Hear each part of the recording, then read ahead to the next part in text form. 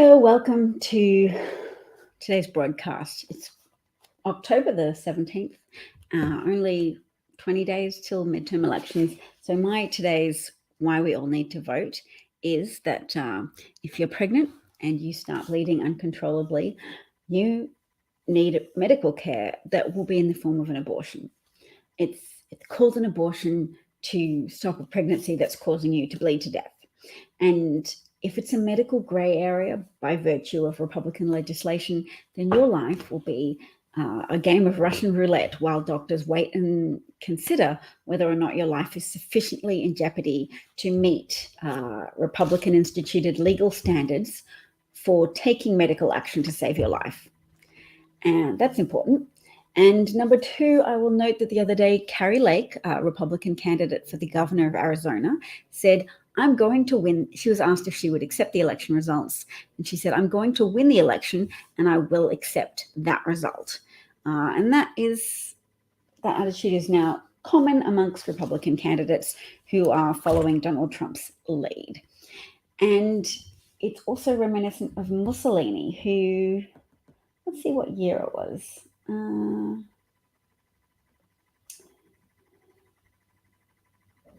Has it now been a century? It might be a century. But yes, Mussolini took power. He said something about how we're going to take power, we're going to march on the government. And he and his violent followers, stop me if this is sounding familiar to you, marched on the government and took control of the Italian government. So let's see, what's the exact quote? He said, we are at the...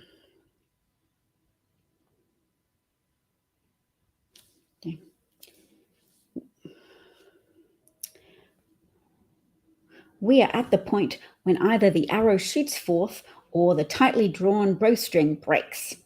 And that was at a speech in a rally in Naples, an Italian city, on October the 24th of 1922.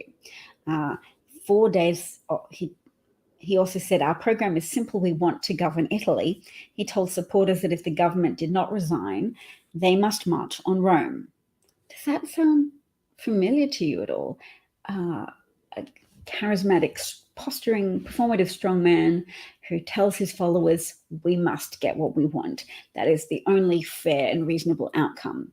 So they did just that. They marched on Rome 4 days later. So that was October the 24th. So I guess they marched on October the 28th. We're nearly there. It's nearly been 1 century since 1922, October the 28th. And they left chaos in their wake as Mussolini seized control of the Italian government. But afterwards, after he'd wrecked Italy, the Italians turned against Mussolini. They shot him. They hung him upside down. They dragged his body around a square in Milan, kicking it, spitting on it, even urinating on it.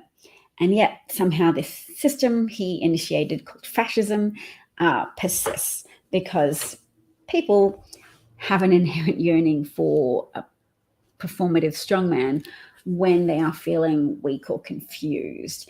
And confusion is a pretty critical element of it because fascism is not a viable answer to any question you may pose. But it is an answer that a significant number of people will choose when they feel overwhelmed. They feel, either too many people are criticizing my country or not enough people are criticizing my country.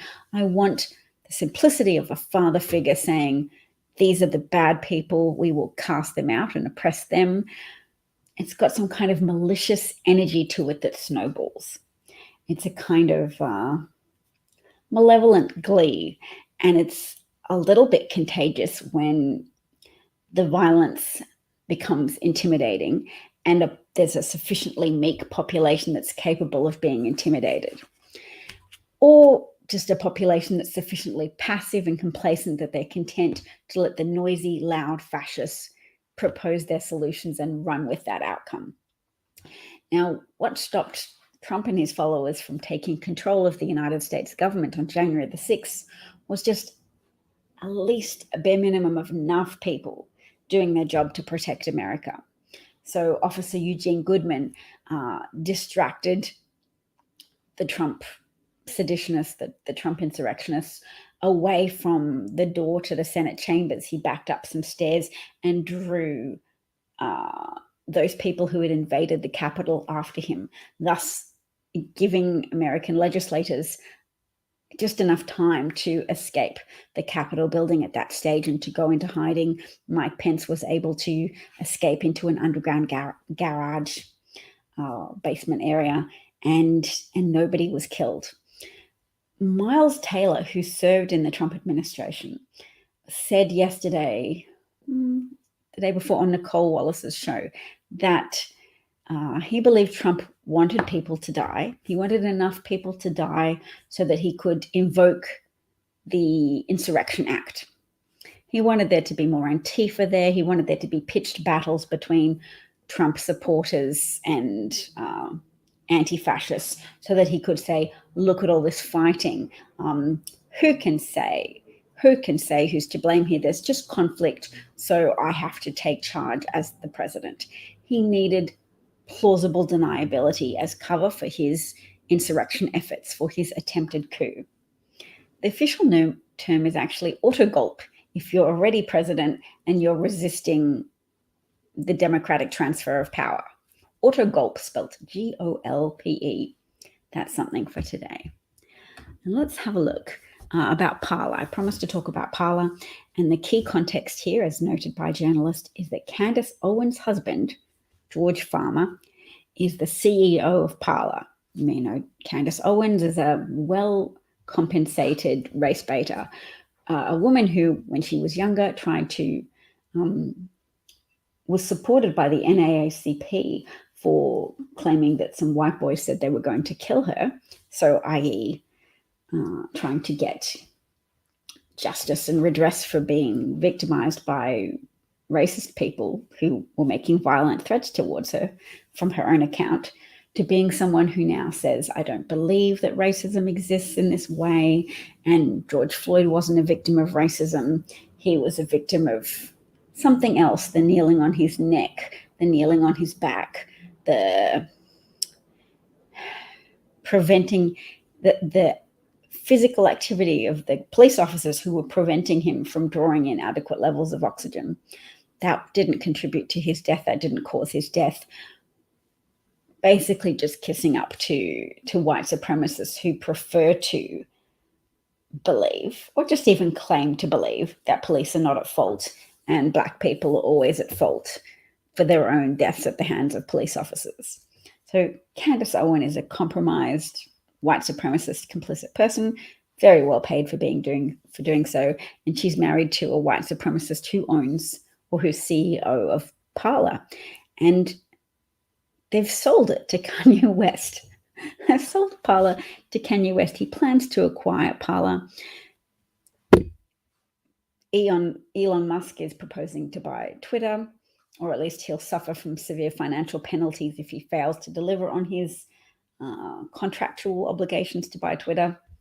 No right-thinking person wants Elon Musk to buy Twitter, because the dude is like a very obvious sellout. He talks to Putin and then proposes peace talks in which Ukraine surrenders Crimea to Russia, which is part of Ukraine that Russia invaded and occupied from 2014 onwards. But Elon Musk's new idea is, well, just let them have it and promise not to ever join NATO Ukraine, because clearly you don't need military protection from other nations. You don't need to join into any kind of mutual security pact. You're fine. You haven't just been aggressively invaded by a hostile imperialist expansionist country governed by a psychopath hell-bent on acquiring your territory, violently killing your people, raping women, transferring children to Russia and adopting them,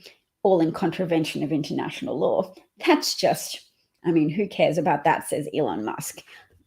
Water under the bridge, blood under the bridge.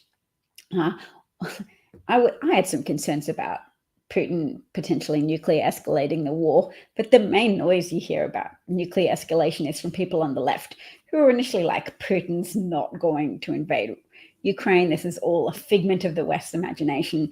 Biden's just pretending this is all a beat up, nothing's going to happen, then they've now positioned themselves as saying Biden's a warmonger who is forcing America and Russia to instigate a nuclear war. So thanks, tankies. You're very unhelpful, as always. Is this tangential to your efforts to suppress the vote for these critical midterm elections, or is this just part of your efforts to suppress the vote by calling Biden a warmonger and trying to tarnish the reputation of Vladimir Zelensky, who has been amazing in terms of his steadfastness? Because the ability of Ukrainians to present a united front against Russian murderous invasion has been because Zelensky functioned as a cornerstone, that he was brave, knowing that if he was captured by Russia, he could be tortured and executed. He chose, as president of Ukraine, to stay in Ukraine and to continue advocating for Ukraine, sending out messages to encourage the people of Ukraine, and being very bold and resolute in trying to increase the pressure on European countries not to be complacent, not to be complicit in passively enabling Vladimir Putin's fascism, but to actually help this nation that is an ally of the United States and an ally of countries in Europe. So there you go. Kanye West, Elon Musk, and Donald Trump. Birds, self-serving birds of a feather. But look, Parler isn't that significant. So Kanye West is not often known to be the most prudent person in the whole world. He's presumably putting out a massive financial outlay for Parler, which is one of the low-tier players in the right-wing dysfunctional media ecosystem, social media ecosystem. So Truth Social gets apparently 7 times the monthly visits of Parler, and Gab gets 10 times more than Parler. Whereas Twitter averages around 7 billion monthly visits. Wow, so Twitter massively outperforms all of these little right-wing social media efforts put together. And that's because right-wing people, hi Christopher, nice to see you. All of these right-wing people generate their enjoyment of social media by paying out liberals or people who they disdain for whatever reason. And obviously liberals don't go on Truth Social or Parler or Gab or any of the other breeding grounds for right-wing, racist, anti-Semitic, anti-Black nonsense. The right-wingers go there. So they're just kind of churning their gears without a key element of their satisfaction and happiness in life, which is arguing with liberals and telling liberals that they're contemptible and weak, or whatever their insults of the day is. So, yeah, good luck, Kanye. You're not going to succeed with that particular purchase. I don't believe it's going to have a significant return on investment for Kanye. Very poignantly, Texas school districts, sorry to switch topics, I'll announce it. Switching topics now to under regulation of guns in the United States, it is very distressing to think that Texas school districts are distributing kits, DNA kits, to invite parents to submit their children's DNA samples in case of emergencies. And of course, the last emergency situation where parents were asked to provide DNA was to help identify their children who were so shot up by bullets from a high-powered rifle that they were not recognizable and had to be identified by things such as their shoes or DNA samples. So to even ask Texas parents of school-age children in Texas to say, if you want to, please provide your DNA samples of your children, please put your children's fingerprints and DNA samples into the record, is a way of reminding all of those parents that this is a consequence of profligate embrace of gun culture, of unrestrained gun culture, whereby people who misinterpret the Second Amendment to mean it shall not be infringed, there shouldn't be any regulations, I should own a tank if I want to, I should own a rocket launcher if I want to, that's the true meaning of freedom. And anyway, the Second Amendment was written to try and provide a check and balance against tyranny, for me to have all the weapons I want in the world in order to overturn and attack a tyrannical government. That's not what the Second Amendment is. I know they're not listening to my broadcast, but if you ever want to talk to a person who is crazy about guns, they probably won't listen to you, because the propaganda is pretty robust. They give them little talking points. So when someone talks to you, say, have you ever fired a gun? That's what I got in a conversation with a gun fetishist. So all my points were invalid in his eyes, because he was putting that as a bar for entering into this conversation. If you've ever fired a weapon. So under that bar, he was qualified to participate in a conversation about social safety, gun regulations, and having safer communities. But I wasn't qualified because I haven't fired a weapon. I personally think that what qualifies me to participate in this conversation is that I live in the United States, and that there are currently some similarities between the United States now and Sarajevo in Bosnia, that there is some indiscriminate mass shootings, fueled by a competitive spirit amongst people who own weapons and have enough of a degree of sociopathy operating in their brains at any current time that they choose to go out and start firing randomly at people who they don't even know. You can't fix that even with mental health. You can't hope to fix all the people who've gone to dark places in their mind, because those type of people often won't even be seeking help, and red flags might be ignored by the people close to them who are presumably also participants in gun fetish culture. You can't eliminate those threats. You can just reduce them by making it more difficult to acquire a gun.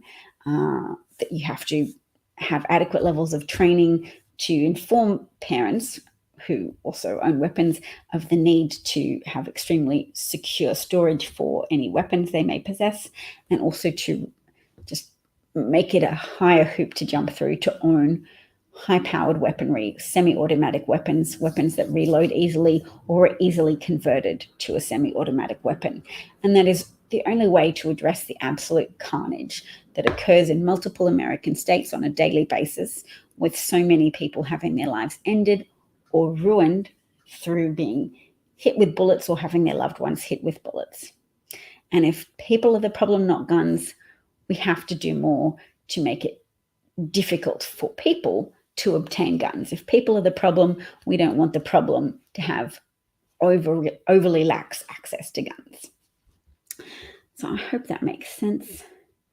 Oh, people are delaying purchases and reducing debt because they're concerned about a recession happening before the end of the year. This is a concern. I mean, obviously, I want people to be financially stable and secure in their own lives, but also with regards to the midterm elections.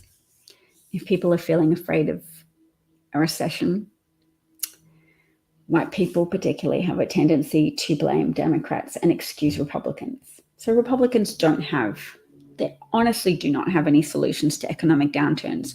Republicans in office compound economic downturns by going, let's give tax cuts to the wealthy. That'll make our donors happy.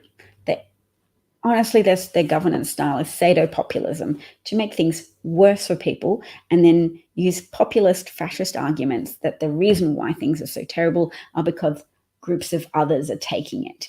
Invading migrants, Jews, they'll confect an enemy to account for the carnage and chaos that they cause through their lobbying for gun manufacturers, through their increase of gun manufacturing profits via relaxing gun laws, gun licensing requirements, background safety checks, etc. They cause carnage, they cause financial hardship, they drag the country into recession, and they've done this over and over again. George H.W. Bush did it in 2007 and 2008, and Obama came in just in time to have to try and organize all of his levers of government that he had access to once he became the president to try and wrench America out of a recession. And his former vice president, Joe Biden, have said only that their regret was not wrenching harder, that they needed more money to be attached to the problem, because you need to lube the economy and not put it on a diet at that point in time.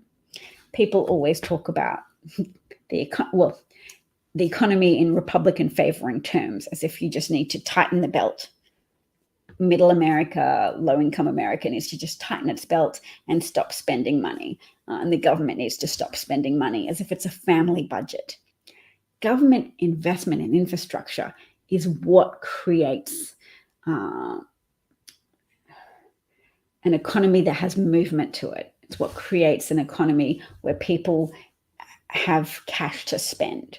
Just diverting money to wealthy people constricts the budget even more, constricts the ability of the government to pay out Social Security, Medicare funds, to enhance the services provided to Americans, to deliver on the benefits of living in a wealthy country, and instead wants to create a tiered country where the wealthy are unbelievably cushioned, enjoy bailouts when their businesses fail, get subsidies when their businesses are stultifying, and poor people just have to suffer. That's the consequences of their actions. And they're not worthy of the same cushiony treatment as wealthy people.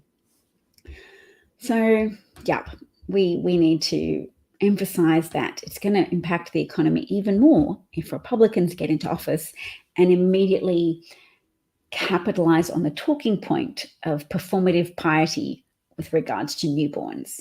So Republicans get in office and they've already announced their intention of instituting a 15-week abortion ban, meaning they are going to be ruining the mental health of women who are pregnant with a wanted child, have a 20-week scan that says, sorry, this child is not viable, your child is dying, and you can choose, or at least you used to be able to choose if you wanted to just keep carrying that child and then give birth naturally when the pregnancy is further advanced, or if you want to say, okay, thanks for telling me that this child has such severe abnormalities that it's not compatible with life, and let's end the pregnancy now and I'll begin grieving now, instead of walking around grieving while carrying a dying fetus inside my body. When it's a choice, then people can have multifactorial things impacting their decision, their own religious faith, their family support, the level of support from a partner. If it's not a woman's choice, then the only factor of consequence is that Republicans have brought this legislation into play in order to signal to their followers that they are ending the separation between church and state. And for any religious person who's felt the reins of society slipping from their grasp, like this used to be a proper Christian society and it isn't anymore, they can feel that once again they are more in control and that they get to be the ones imposing on others and imposing their religiously informed moral criteria on a woman and families undergoing often incredibly emotionally challenging circumstances. Yes. All right, next story. We've covered Uvalde. Oh, it's nice that 108 Ukrainian soldiers, all women, were liberated from Russian captivity in a POW exchange, prisoner of war exchange for 110 Russian militants. So it's nice that they've released the women. Are they trying to create a problem? Because why haven't they released any men? But I'm happy for those 108 women. Let's look at their happy face. Wow. Relatively relieved faces. I would be also relieved to be released from Russian captivity, Russians have killed a whole bunch of Ukrainian prisoners of war. So there they are. Again, they also look happy and not too starved. Maybe Russia's doing this to counter some of the negativity that arose in the media after some very emaciated former prisoner of war pictures, Ukrainian prisoner of war pictures, were released. Okay. Now, the next point, I'm visiting an analyst by the name of Tom Bonnier, who is an adjunct lecturer at Howard University and a co-founder of something called the Clarity Campaign. Interesting. And also Target Smart. He does analysis of gender composition in election turnouts. And he has just finished analysing the individual turnout history reported for the New York District 19 special election. And he notes that the gender gap in the special election was 7 points. And in the 2020 general election, the gender gap was 4.5 points. So this is women. This is women turning out at a higher rate than men. And we have to hope that women are doing this because they understand that 50 years of legal precedent with regards to legal protections to medical care. If their mental health was threatened, if their physical health was threatened by pregnancy continuing, that they had the option. Do I want to risk my emotional health, my psychological health? Do I want to risk my physical health to continue with an unwanted pregnancy? No. Or yes. No or yes. Yes, I'm that kind of person. I've got that level of support. I can financially support this, or I can emotionally support this, or I at least have some level of hope that this will work out. I will make that choice. Or alternatively, no, I don't have the resources. No, I'm stretched too thin looking after my existing children. It's trying to say women are not the appropriate gatekeepers of their own body and their own capacity to generate life. And the World Health Organization acknowledges it as torture to force a woman to continue with a pregnancy against her will. It's a form of torture. And especially considering the degree to which they are, 15 weeks isn't even 15 weeks from conception. The duration of your pregnancy is just measured arbitrarily by the date of your last period. So you could have had your period 2 weeks ago, then fallen pregnant. So at that point, a 15-week abortion ban is really a 13-week abortion ban. This is important, and it tends to be under discussed that there are a lot of reasons for women to need to have safe access, protected access to abortion, and that doctors who aren't even trained on how to perform abortions will be challenged with their ability to save a woman's life if they're uncontrollably hemorrhaging early on in a pregnancy and need an abortion as just the appropriate standard of care to save that person's life. And in states where abortion is now disallowed for any reason, the doctors remaining in that state will not get, or the doctors who are going through medical training will not get the experience they need to learn how to perform an abortion safely, including in those circumstances where it's a sought after pregnancy, but just with an unfortunate adverse medical outcome, an adverse outcome being that a woman is just bleeding. Women sometimes just start hemorrhaging when they're pregnant. There's a lot of vicissitudes associated with pregnancy, and people who are not well acquainted with that, with those various risks to a woman's health or a girl's health, they should not be in the position of deciding to make all medical care for women during pregnancy a potentially legally murky gray area. Similarly, all women, just even of childbearing age, or women who are not even still within childbearing age, but a pharmacist could look at them and say, I'm not filling your prescription. This medication you need for your rheumatoid arthritis is a potential abortifacient, so I'm not going to give it to you because my religious beliefs are now backed up by the legislation introduced by Republicans hell-bent on causing chaos and ending separation between church and state so that more people can suffer, more people can experience hardship, more women can be excluded from the workforce, and life can just get harder and darker for many more families. And when some are pushed into poverty, crime will consequently rise as well. And then the Republicans want to be able to point to all of these bad outcomes and say, only we can fix it. These problems are all a result of the others. Migrants, illegal migrants, they'll call them aliens to make people feel even more willing to dehumanize and hate and want death or family separation for the people who have been described to them as invading aliens, as part of a horde of people coming to take what you have. They're not coming to take what you have.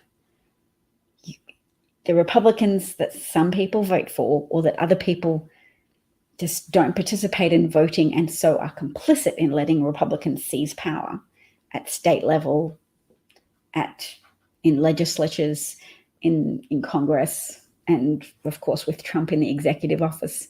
The people who stayed home are complicit in allowing a fascist to come to office and play havoc with the lives of Americans, to play havoc with a pandemic response, to play havoc with inciting race-based crime against Asian people and against Mexican people, and compromising the morals of those people who heard his race baiting and his violence inciting rhetoric and thought, unconsciously perhaps, that they wanted to be safe, so they wanted to side with the white people and they wanted to side with Republicans to distance themselves from the denigrated Mexicans that Trump was describing as all criminals and all rapists.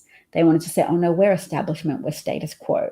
We migrated legally, so now we're also we'll join with Trump in being virulently anti-migrant. We're happy for Trump to say, lock the doors behind these people. Carrie Lake, the Republican candidate for Arizona, will no longer even say that she accepts that anyone can meet requirements to be considered a refugee or an asylum seeker in the United States. She's all in with ending the practice of America being a home, a potential home for people fleeing from violence and terror in other countries. And previously, America has prided itself on being a welcoming place for migrants, and America has understood. And even now, I'm sure a majority of Americans do understand that on some level, America is enriched by an influx of mostly grateful, hardworking, ambitious asylum seekers who are so happy to have fled violence and terror and bring that energy, that constructive energy, to the United States. America has benefited across the board from the home building positive energy of people who have successfully fled violence and terror and starvation in their home countries.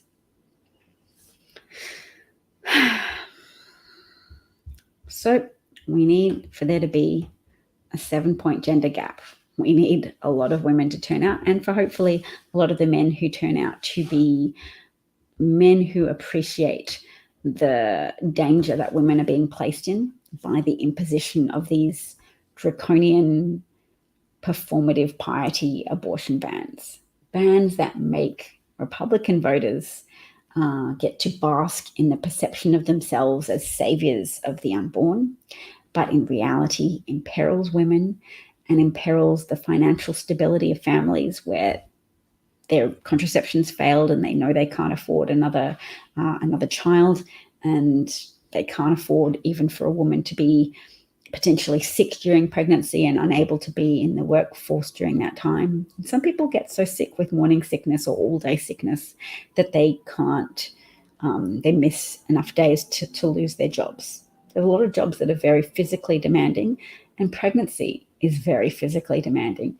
So abortion bans push more women off a fiscal cliff and make them unable to help support their families, and basically help to contribute to a class of serfs of people who are so desperate to feed themselves and feed their families that they will accept any working conditions and don't have the energy to join a union or to ask for better for their employer.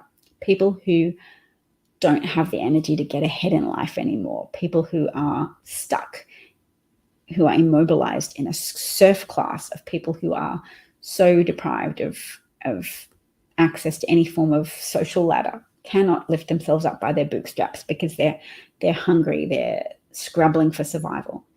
And the more Americans that occupy that class of just really struggling people in such low incomes, they can't do anything other than keep renting goods rather than buying them, and paying fees for having low levels of cash in their bank accounts, that they're easy to exploit, and they're more likely to turn to crime and then become more cheap, almost free labor within the prison system for exploitative corporate executives who use prison labor to generate more profits by reducing the overheads of having to actually pay free unenslaved workers. They prefer enslaved workers who are filling that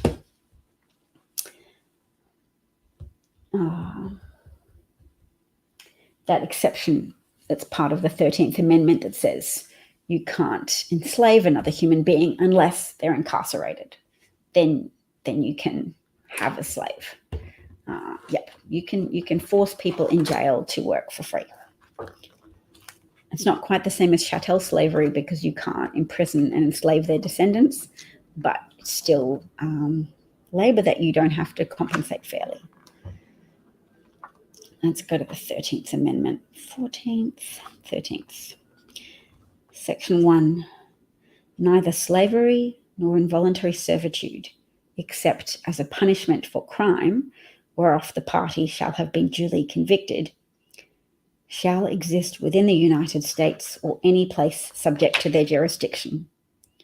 And Section 2, Congress shall have power to enforce this article by appropriate legislation.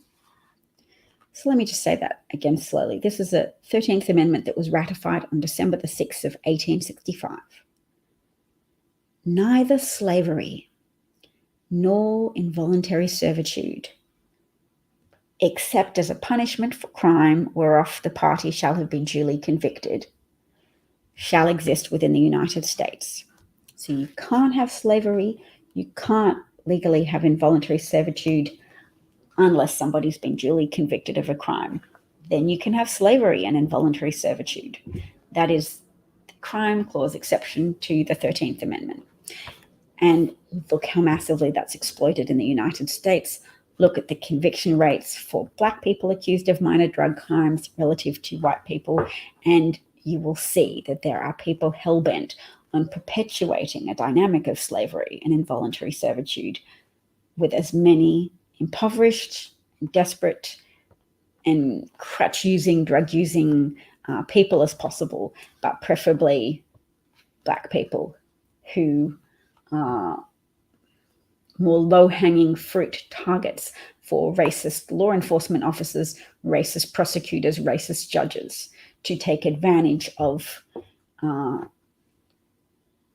American generals' reduced capacity to care for those whom they have unfairly maligned and have kind of a guilty conscience about, that they haven't always processed effectively.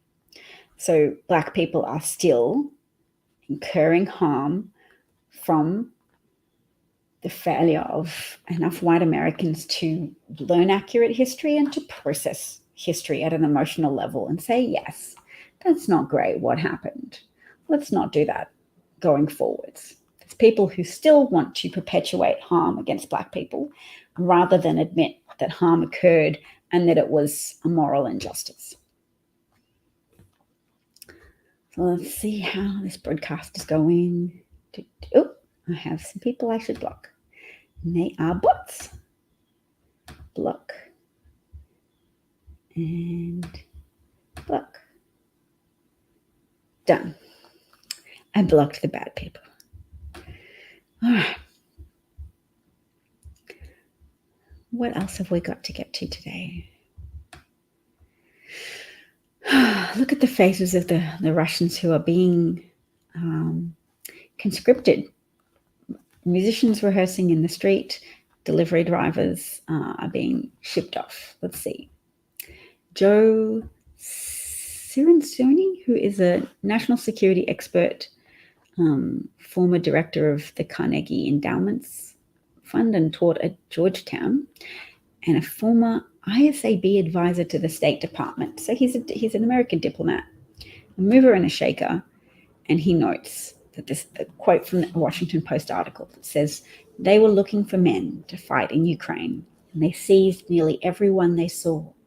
Some musicians rehearsing, a courier there to deliver a parcel, a man from a Moscow service agency, very drunk, in his mid-50s with a walking disability." So they are grabbing men off the street and snatching fighting-age men from cafes, offices, and homeless people to just throw them at the front lines to try and deplete any Ukrainian momentum, to try and counteract the momentum that Ukrainians have from being given some help from the United States and from some European countries who have the courage to be honest about what Putin is doing. Putin is acquiring territory, and you can't placate a terrorist by giving them things. You can't say, oh, well, if we just cede some territory to Putin, he'll say, thank you. Now I am sated. You are rewarding him. If you reward a man for invading another country by giving him territory and making concessions to him, then he will invade more countries and incur more bloodshed and more rape of women and children and men and more heartache and destruction of property and lives. So that's a fairly basic tenet of behavioral psychology.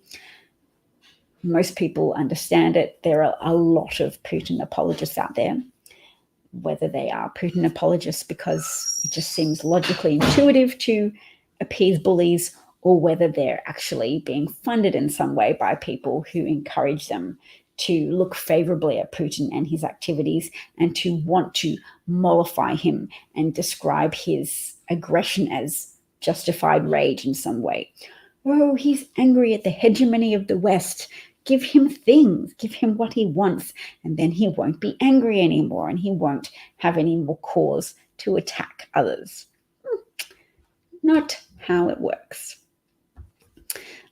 This was a good piece of news from yesterday that I didn't report on. The Supreme Court declined to even hear President Trump's former disgraced, twice impeached President Trump's request that he have a special master to review the classified papers that were retaken by the government that Trump stole, that he should never have taken with him when his term in office ended. Now, the special master's been appointed. It's Judge Deary.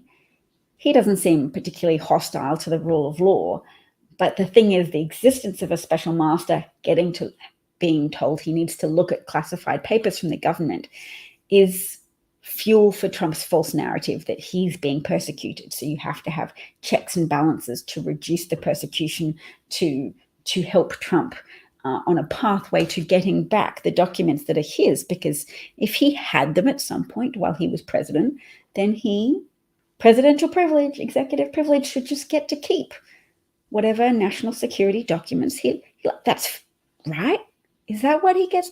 Is that part of the perks of being president, that you get to take papers home from the office about nuclear secrets, about the identities of CIA agents or assets to America's intelligence services across the globe? Is that one of the perks? And Trump knows about it, but he'll just tell us all, and then that will end our ignorance and we'll come to accept that he deserves to have all of these documents. I think it's been approximated to be 22,000 pages of documents that were illicitly in Trump's possession that have since been taken back by the government via the FBI raiding his property. Hello, darling. How's it going? Good. I was going to get the kids. Oh, that's nice.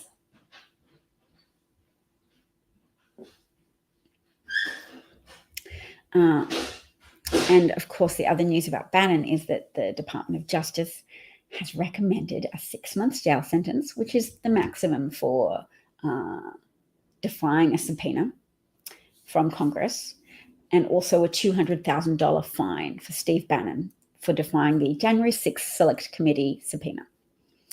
Now, people will feel like that's not enough, but please do remember that Steve Bannon is also being investigated for fraud. He received a pardon from Donald Trump for his previous conviction for fraud at a federal level, for defrauding Donald Trump supporters with the We Build the Wall campaign, buying himself a boat, keeping some of that money illicitly. But he's now being investigated for fraud at a state level. So Trump's former pardon of Steve Bannon for his criminal conviction is being obviated because of this new criminal fraud investigation. And then separately to that, you have just the legal consequences for defying a congressional subpoena. And in this case, the maximum is being asked for 6 months in jail and a $200,000 fine. So that sentence will come on Friday. We know today what the Department of Justice staff have asked for, what the Department of Justice lawyers have said should be applicable to Steve Bannon's brazen contempt for the rule of law and his brazen contempt for a congressional subpoena. This chap, and I presume it's a chap because he makes a lot of comments about sport, but I find his insights to be very reassuring, and I look to him sometimes because he has a very even and very measured take. It's not my only source of information or speculation, but I'm sharing this account with you. It's at Blank Slate 2017. And his suggestion is that this is what is going on with the polls, that Dems have battled back from a hole to a position where they can win if groups that tend to vote Democratic show up and vote. And the likely voter, LV, the likely voter screens that you're seeing in a few polls is assuming that Dems won't show up because they didn't in 2010 and 2014. In the midterm elections, Democratic voters, a substantial number of them went, we elected Obama, everything's fixed, we don't need to support him, we don't need to support his political party in midterms. It's all done, America's fixed. And that kind of naive hopefulness is a willful blindness to the degree of antisocial, anti-American, racist, pro-billionaire at everybody else's expense agenda of the Republican Party. Because the minute you lapse into being complacent and not voting is when they consolidate their grip on power as much as possible. And when Republicans gain access to power in the current iteration of the Republican Party, they hurt Americans. They undermine American infrastructure, and they nominate as many judges to high positions as they can so that down the road we could have extreme consequences such as Roe v. Wade being overturned for the Dobbs decision, where they say, yes, we don't believe women need the protections. States can determine if women need protection for their access to medical care. States' rights, just in the same way that slavery was a states' rights issue, according to Confederates who fought for slavery to be determined on a state-by-state basis and resisted the imposition of abolitionists saying, no, slavery is immoral and should not be legal anywhere in the United States. That was a civil war over states' rights, states insisting their right to impose subjugation on a subset of the population. Then it was enslaved Black people, and now, to a lesser degree of persecution, but still a life-threatening level of persecution against women. And the mainstream media often panders to Republican perspectives, and they treat them as just normal, well-intentioned people when they're not. And it's a renaissance of evangelical entitlement to say, let religious people determine the level of medical care that women should be legally allowed access to. It is a blow, it is a body blow to the important separation between church and state that has prevented a lot of conflict and bloodshed in the United States. It's a movement that arose since the days of significant mass murders and bloodshed, when warring factions of Christianity resulted in the deaths of hundreds of thousands of people in France and in England and in other places around the world. The Huguenots, the Catholics, the Protestants, people fighting each other because the state and religion was enmeshed, and people get very personally invested in religion and sometimes lose the ability to make rational choices. Religion is great when it's used at a community level basis for strengthening ties between people and bolstering people's happiness and bolstering their ability to feel loved, even if they're not feeling loved by their parents. Religion allows you to feel loved by an omnipotent or omnipresent benign deity. And that's good because humans are often very susceptible to anxiety and depression and all kinds of dark emotions. Religion is one pathway to relieve some of those negative pressures on people. There's other ways. You can have hobbies, you can find community in other areas of your life, but religion is one strong way. And at a community level, that's nice, that's contained. It's not going to disrupt the state. It's not going to pit populations against each other in bloody warfare and unnecessary conflict. So religion and state needs to be separate in order to preserve human life. And the people who are advocating for a reinstallment, well, an imaginary reinstallment, because the founding fathers did emphasize separating church and state. But they think, no, American government used to be Christian. We've drifted from that ideal. We need to restore it. Those deluded people have been pandered to by Republican politicians. And those deluded people now have their grievance and their entitlement so catered to that even though culturally they lost the battle overall, a majority of Americans accept gay marriage. A majority of Americans want better safeguards, licensing restrictions on guns, background safety checks. Even though a majority of people understand a pathway to safety for their children, for their families, for the people of their nation, a minority of religious extremists have exploited the parts of the US Constitution that sought to effect a compromise that reassured slave owners, who used religion to justify their immoral behavior in imprisoning and exploiting Black people. They had a strong religion at that time because they needed it to keep reassuring themselves and others around them that they were good people and that it was a good thing to do to have a stratified society with white people at the pinnacle of this society. So they said, yes, God has blessed us. We are white, we are clean, we are powerful, we are good.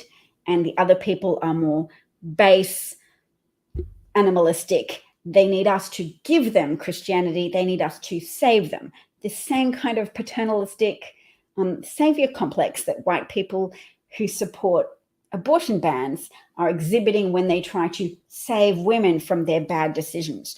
You don't need to decide if you want to have a baby or not. We decide for you. You had sex. Some man participated with you in that. He might have coerced you. You might have felt you needed to do it to keep your family together. Something could have gone wrong with systems of contraception you use. Some illnesses can negate the impact of the pill. Some condoms can break. And some people can be victims of coercive sex or blatant rape or incest, which is familial coercive sex. Any of those things could have happened and you could be pregnant against your will, but we know better. We're going to save that baby and we're going to impose this moral blanket over the top of you so that you don't have freedom to seek medical care for an untenable pregnancy. You have to do what we say. And that control feels reassuring to us. That's how we respond when our world feels out of control and when we feel like we're losing the moral high ground as Christians. This is not all Christians. This is a subset of Christians. evangelical, pro-life, but really forced birth, pro-forced birth, pro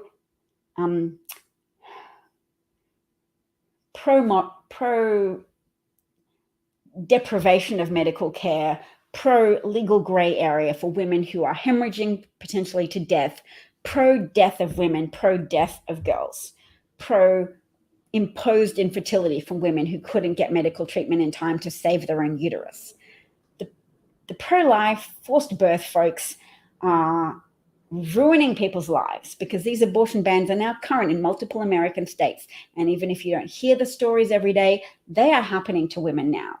There are women bleeding now in waiting rooms around the United States who can't yet legally be treated because their lives aren't in adequate danger. Doctors don't feel yet comfortable in making the determination that they're ectopic pregnancy or that their incomplete miscarriage, that their ongoing hemorrhage is sufficiently yet a threat to that woman's life for there to be medical intervention.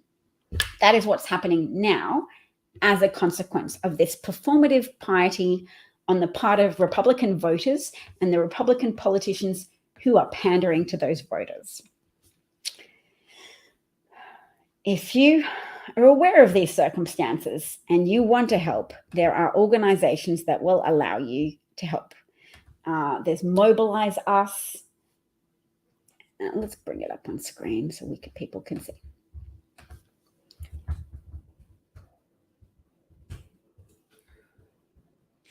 I definitely want people to do what they can. I don't want to entirely... Oh, what if we just go to a map? Okay. All right, I'm going to share this broadcast. Share this particular web page. You know what I haven't had for a while? I haven't had a guest. If you know anybody who's open to appearing on a show, such as this, loose format, lots of chat. No, that's not. That's going to have infinite little recursions of me. Try again.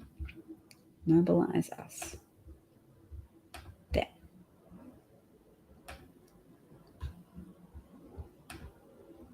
All right, so this is the website. It's called mobilizeus.com. Sorry, mobilize.us. You can log in, you can find your state, you can find volunteering opportunities.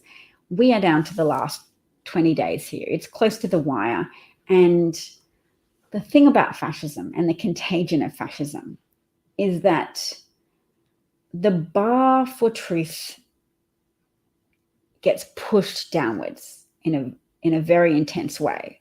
So when fascism has taken hold in the media and people who are fascist leaders have become so popular that the media will give credence to what they say, like, oh, well, a lot of people believe this person and support this person, so we're just going to present you with what they say. That is one way in which fascism becomes entrenched, is credulous reporting of fascist lies. So lying about the threat posed to the social fabric by trans children, when there's small numbers of trans children and families might need support in weathering some of the challenges, but just blanket bans of no, you can't get medical care if you're a trans child, or if you're a supportive parent of a trans child, no medical care for you. It's a very severe action. And the thing about the fascist strategy of creating a stigmatized group to say, oh, they're a threat, is that when you have very intense policy positions, it reassures your followers, oh yes, this situation must be very, very important because look at all of this intense legislation. It's performative strongman posturing, or strongwoman, because who's the governor of South Dakota? Brown-haired lady, daughter improperly got a real estate license? I'll Google it so that we can find out. Not Kay Ivey, because she's the governor of Alabama. Governor of South Dakota. Kristi Noem. Okay. Kristi Noem made a campaign ad saying, I've saved education. I've saved girls' sports because I have excluded. I've made a legislation. I've passed a bill that excludes trans people from, yes, you got it, August, that excludes trans girls from participating in sport. And there hasn't been a record of a trans girl participating in sport at a school level in South Dakota, apparently for 10 years. But you can inflame a population to be concerned about something that's not a significant problem. You can inflame people into going, yes, we're taking concerted action to meet the moment of this time. There clearly is a big problem or we wouldn't be doing this. In the same way that you can make people afraid of Jews, even by the act of sending them away to a camp. Oh, wow, they must be really dangerous. Or the government, I mean, why would they bother doing that? You can create mass conviction that someone is a threat by mistreating them, because humans who are innately just will project that idea of justice. They'll get, oh, the government wouldn't do that if it wasn't warranted. So the innate interest in supporting the status quo and saying, well, if I'm a good person, then everybody else is probably a good person too. It's just a logical error. Sometimes the government is not good people. Sometimes fascists are able to take power. Sometimes race baiters, fearmongers, performative strongmen are able to take office and then burn the bridges behind them to democracy so that there's no more peaceful transfer of power if they can help it, so that there's no more admitting defeat. You don't admit defeat anymore if you're a fascist, if you're a Trump follower. You say, no, I will win this election and that's the only result I will accept. If I don't win, I'm going to cry very loudly that it was rigged. I'm going to challenge the elections. I'm going to find judges who are amenable to my arguments that all the mail-in ballots shouldn't have been counted, that mail-in balloting is for some reason inherently flawed, even though some states, which state has had just purely mail-in voting for a number of years? Is it Colorado? I will Google that also. Mail-in voting state only mail-in votes. Illinois? No. Oh, there's states with all mail elections and there's a table of it. All right, let's have a look. 8 states, California, Colorado, Hawaii, Nevada, Oregon, Utah, Vermont, and Washington, allow all elections to be conducted by mail. 2 states, Nebraska and North Dakota, permit counties to opt into conducting elections by mail. 9 states, Alaska, Arizona, Florida, Kansas, Maryland, Missouri, Montana, New Mexico, and Wyoming, allow specific small elections to be conducted by mail. And 4 states, Idaho, Minnesota, New Jersey, and New Mexico, permit all mail elections for certain small jurisdictions. And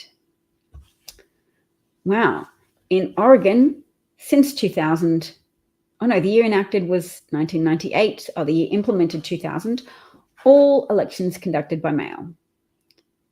Wow. Colorado since 2014, California implemented 222, Utah, counties permitted to choose, and the first year all counties opted for all mail elections. Vermont since 2022, and Washington 2012, implemented 2012. So that's a lot. There's a lot of American states that use voting by mail. In fact, use voting by mail for everything. Colorado since the year 2000. That's a long time. That is equitable access for citizens to be able to vote without having to worry about being intimidated by fascist pro-Trumpy goons at the election booth, without having to worry about catching COVID, all of those things. So I'm going to go, but I encourage other people to do something like this. You can even conceal your face if you want to. But why doesn't everybody ask this question today? Why we all need to vote? And it doesn't matter.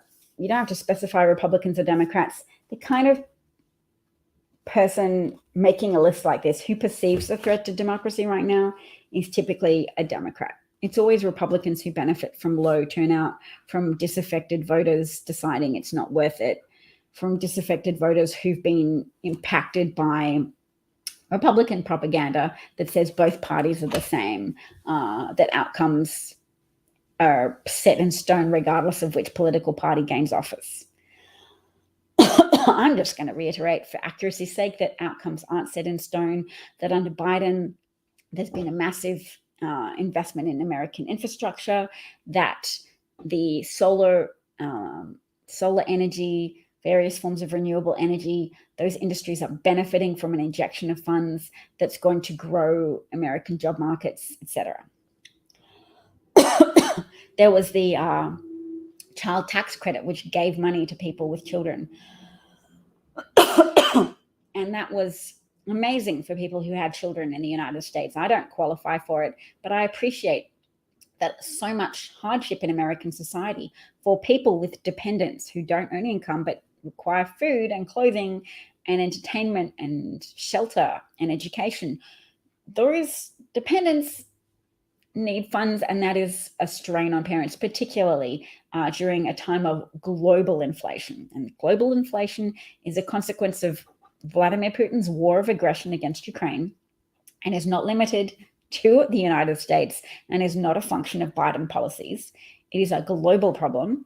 And blue dog, red dog senator, what do you call them? Red dog senator. Anyway, Senator Manchin from the state of West Virginia blocked the continuation of the child tax credit because he said, it wasn't adequately means tested. He wanted it, but somehow he just couldn't let it happen. And then it was stopped in December of 2021 or January 2022. And child poverty immediately increased again. So child poverty levels were contracting significantly because of the child tax credit. That got overturned thanks to Republican pandering Senator Manchin, who nevertheless at least sometimes votes to enable Democratic policy such as Biden's Inflation Reduction Act.